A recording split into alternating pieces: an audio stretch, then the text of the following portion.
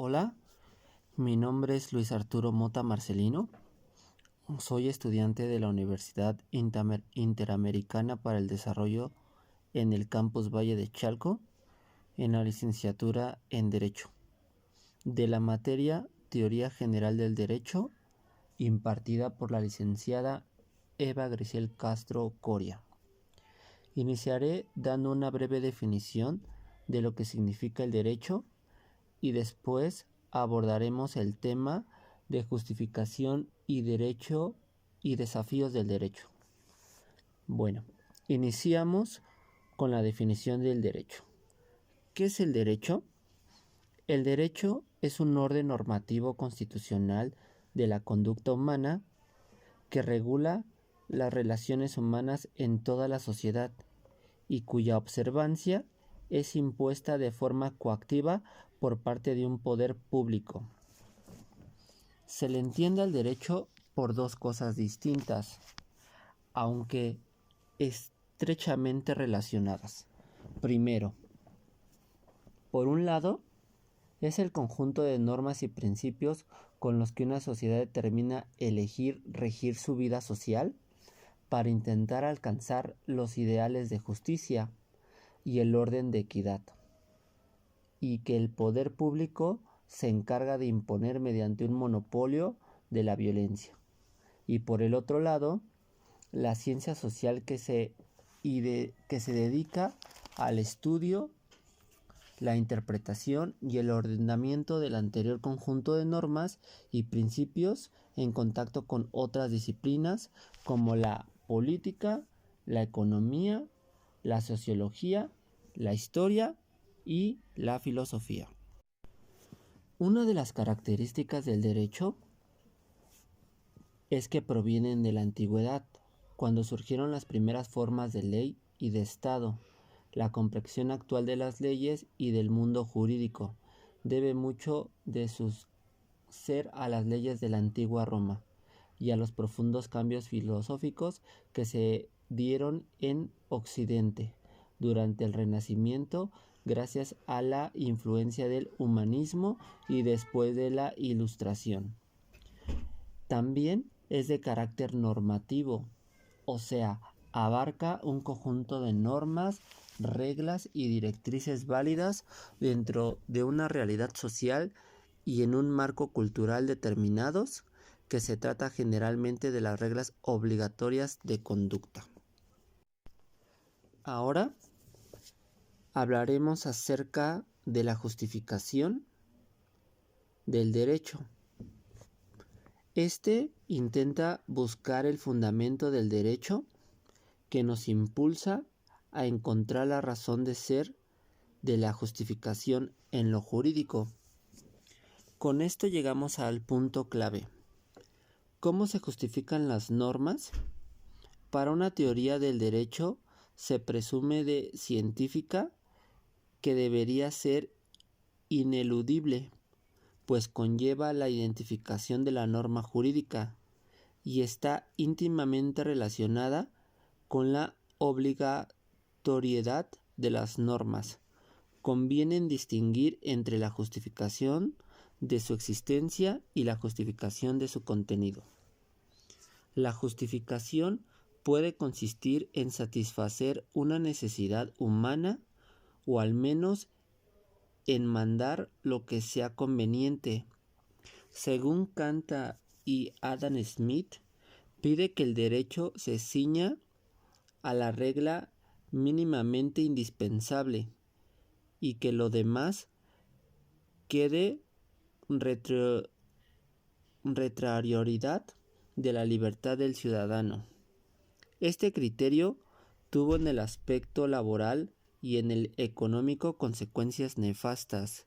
De ahí a que otros pidan que el derecho no se reduzca a lo necesario, sino que se extienda a todo lo que nos es útil, es decir, el derecho debe entrar en el campo de lo conveniente. Pero no basta que la legislación se amplíe a todo lo conveniente, requiere de más una justificación axiológica.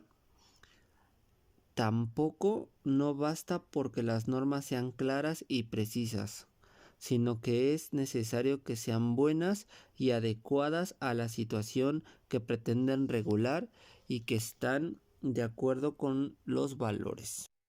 De la sola existencia del derecho no se puede deducir la justificación de éste.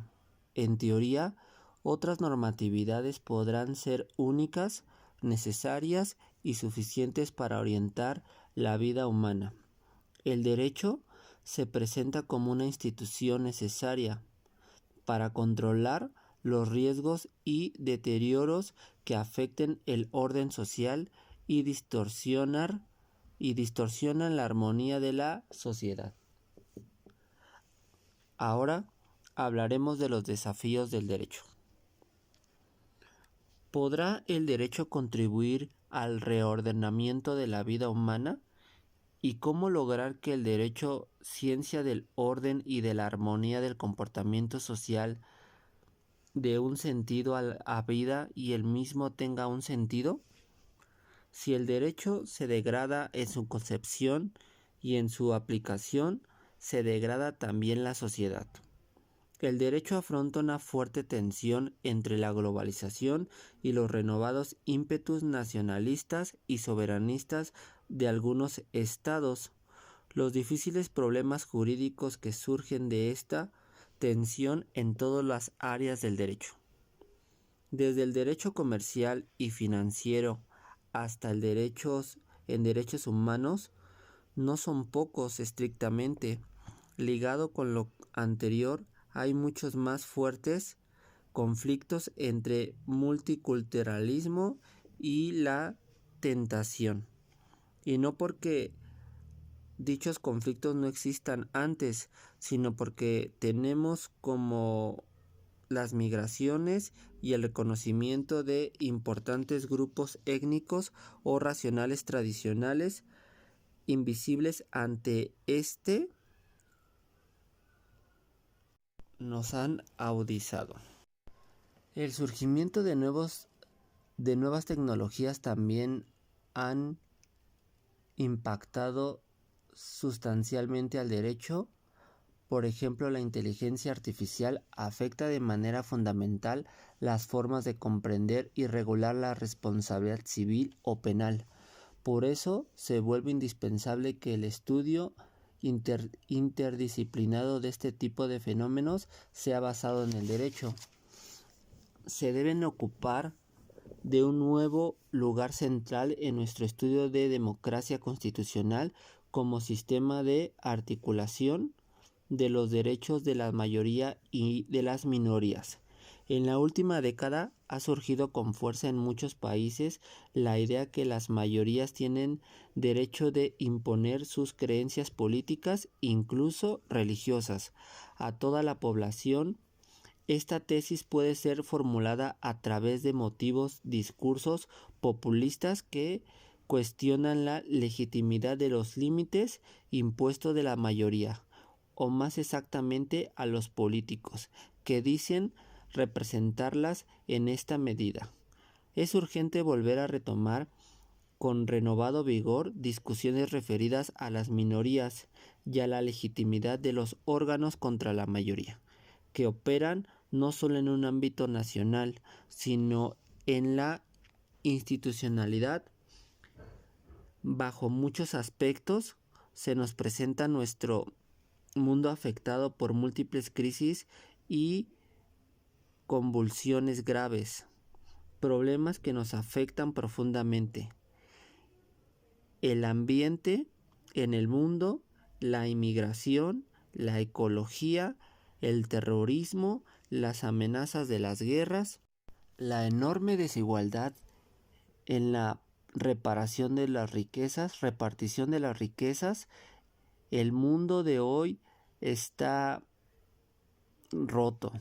La vida humana es amenazada y el peregrinar del hombre parece encontrarse en la pendiente de la deshumanización, del desorden y el caos en varios aspectos de la vida.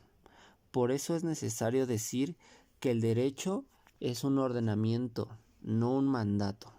sino es un elemento ordenador de la sociedad que nos ayuda a regular el comportamiento para así tener una convivencia sana.